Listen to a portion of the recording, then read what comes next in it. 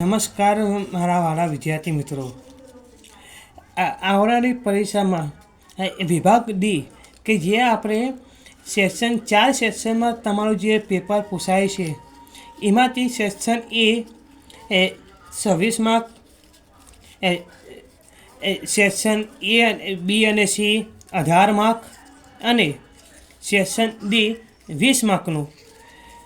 તો આ રીતે જે 4 ભાગમાં જે આપણે પૂછાય છે એમાંથી સેક્શન ડી જે આપણે 20 માર્કનું જે પૂછાય છે અને એ વિશે 20 માર્ક તમને લાવવા હોય અને એના માટે બેઝિક અને સ્ટાન્ડર્ડ બંને માટે તમને આ સેક્શન ડીના વિશે 20 માર્ક તમને મળી રહે એ હેતુથી તમારે બેઝિક અને સ્ટાન્ડર્ડ બંને માટે વિભાગ ડીના આઈએમપી ક્વેશ્ચન્સ લઈને તમારી સમજ આવ્યો છે મિત્રો।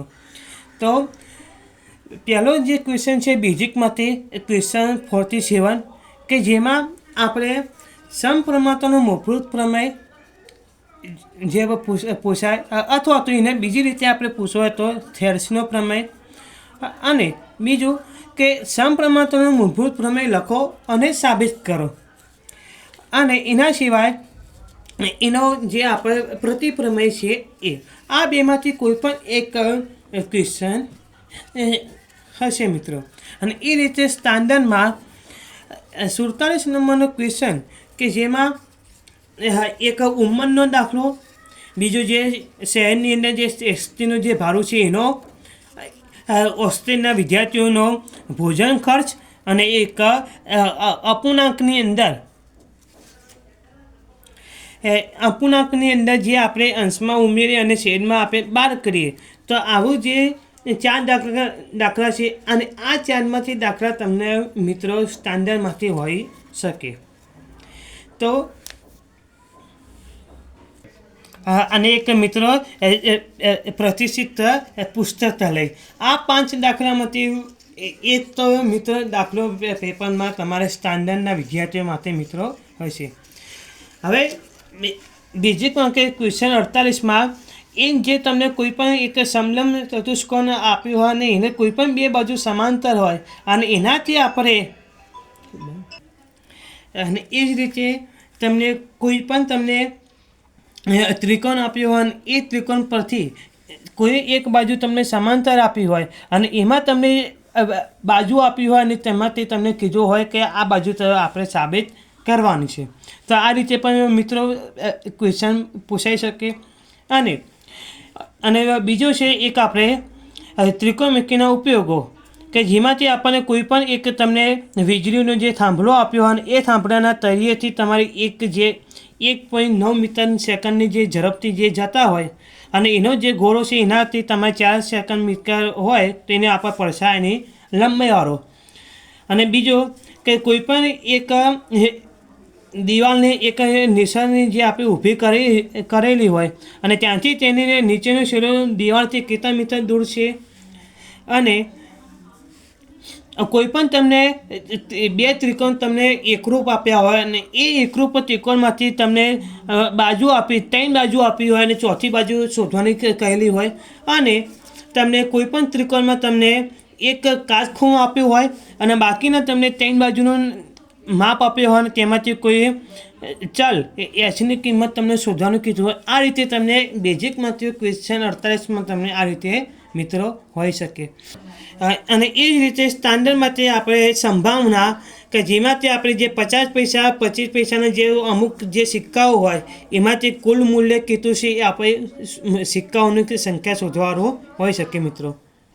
અને એના પછી એમ જે કામની ઉંમરનો દાખલો, પછી 2 અંકોની સંખ્યાને આપણે અદલા બદલી કરીએ છીએ અને એનાથી મળતી કે નવી જે સંખ્યા છે એ સંખ્યા શોધવાનું।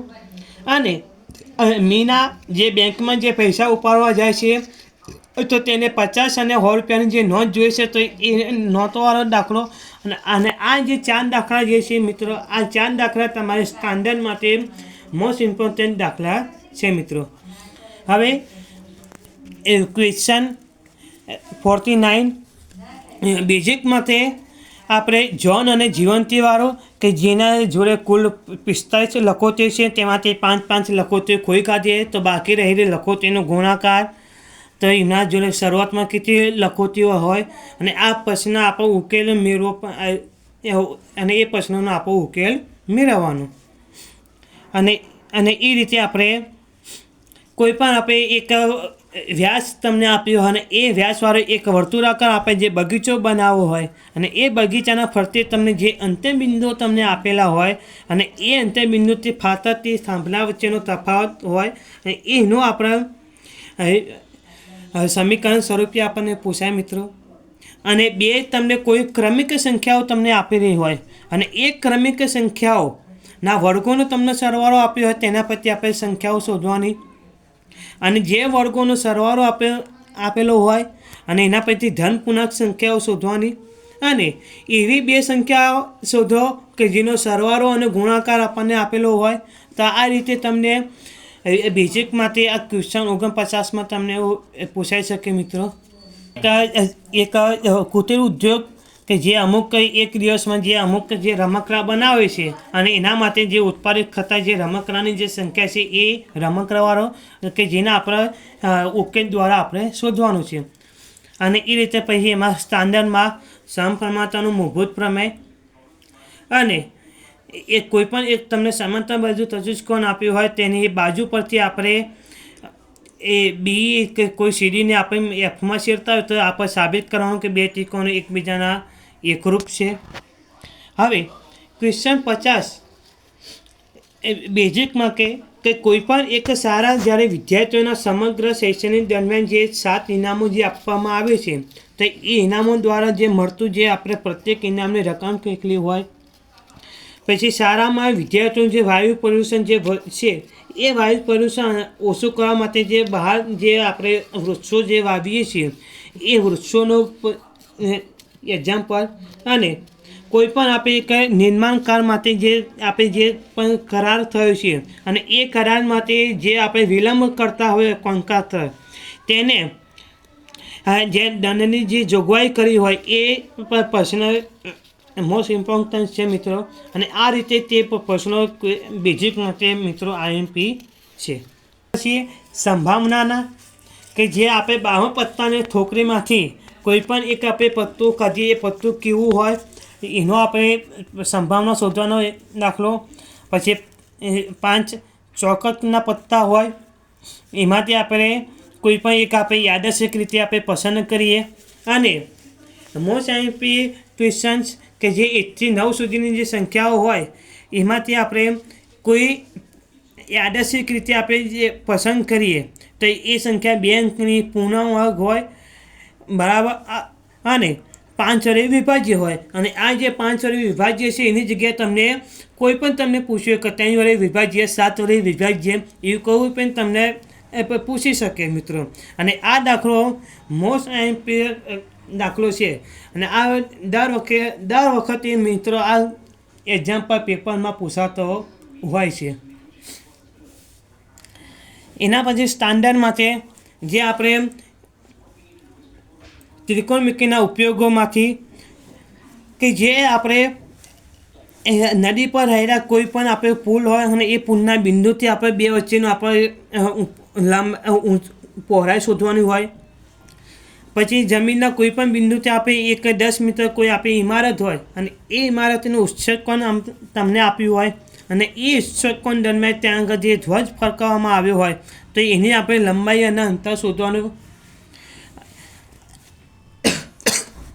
અને 1.2 મીટર ઊંચાઈવાળો છોકરી જે જમીનથી 88.2 મીટર ઉપર જે પવનના કારણે જે સમક્ષિતિજ રેખામાં જે જતું હોય અને ત્યાં બલૂન જે જોવા મળે તો અને એ બલૂનનું જે માપ આપ્યું ઉચ્ચકોણ હોય 60 અંશ તો એ સમય દરમિયાન આપણે બલૂનનું જે અંતર કાપ્યું હોય એ અંતરવાળો દાખલો મિત્રો. અને વાવાઝોડાના કારણે જે એક ઝાડ જે ભાગી જાય છે અને એ ભાગીને જે જમીને અડે અને એ જે ખૂણો બનાવે તો એ ખૂણા વચ્ચે એનો આપણે ઊંચાઈ શોધવાની. અને આ સ્ટાન્ડર્ડનું બંનેનું આપણે કમ્બાઈન આપણે લીધું છે મિત્રો. કે આમાંથી જે ખૂટતી આવૃત્તિવાળા જે દાખલા છે મિત્રો આ ખૂટતી આવૃત્તિવાળા દાખલા મિત્રો કરી જ દેવાના. એ તમારા પેપરમાં મિત્ર હશે જ ખૂટતી આવૃત્તિવાળા દાખલા બરાબર. તો આમાં તમને એ અને બી બંને ખૂટતી આવૃત્તિઓ તમને શોધવાની કીધી છે અને જેનો તમને બહુલક તમને રકમમાં આપેલો છે. એ રીતે અહીંયા તમને 15 થી 17ની અવલોકનમાં એફ એક ખૂટતી આવૃત્તિ તમને કીધી છે શોધવાની, જેનો મધ્યક 18 છે અને n બરાબર મધ્યસ્થ 32 હોય તો એવી F1 અને F2 બે ખૂટતી આવૃત્તિ શોધવાની છે. અને જે 225 ઉપકરણોનું જે આયુષ્ય જે છે એનો જે મધ્યક દર્શાવ્યો છે એ મધ્યક તમારે શોધવાનો છે. અને છેલ્લામાં મધ્યસ્થ 525 હોય તો તેને અને કુલ આવૃત્તિ હોય તો એસ અને વાયની કિંમત આપણે મિત્રો શોધવાની છે. અને સ્ટાન્ડર્ડ માટે એક જ્યુસવાળો દાખલો મિત્રો, એક વાસણનું જે સ્વરૂપ જે ઊંધા શંકુ જેવો હોય તેના ભાગની આપણે ધાતુની જે ગોળીઓ મૂકીએ છીએ એનો, અને એક ગુલાબજાંબુવાળો દાખલો, અને એક નક્કર રમકડું કે જેના ઉપર આપણે અર્ધગોળક જેવો જે શંકુ લગાવ્યો હોય. આ 4 દાખલા કે જેમાં એક જ્યુસવાળો અને એક ગુલાબજાંબુવાળો મિત્રો, આ દાખલા બે ઇમ્પોર્ટન્ટ છે. બરાબર, તો આ તો તમે મિત્રો તૈયાર કરશો તો તમને વિભાગ ડીમાં તમે પૂરેપૂરા માર્ક 20માંથી 20 માર્ક તમને આવી શકશે અને પૂરેપૂરો તમને લાભ થશે મિત્રો. અને આ વિડીયો જો તમને ગમે તો મિત્રો લાઈક, શેર, સબસ્ક્રાઈબ કરવાનું મિત્રો ભૂલતા નહીં.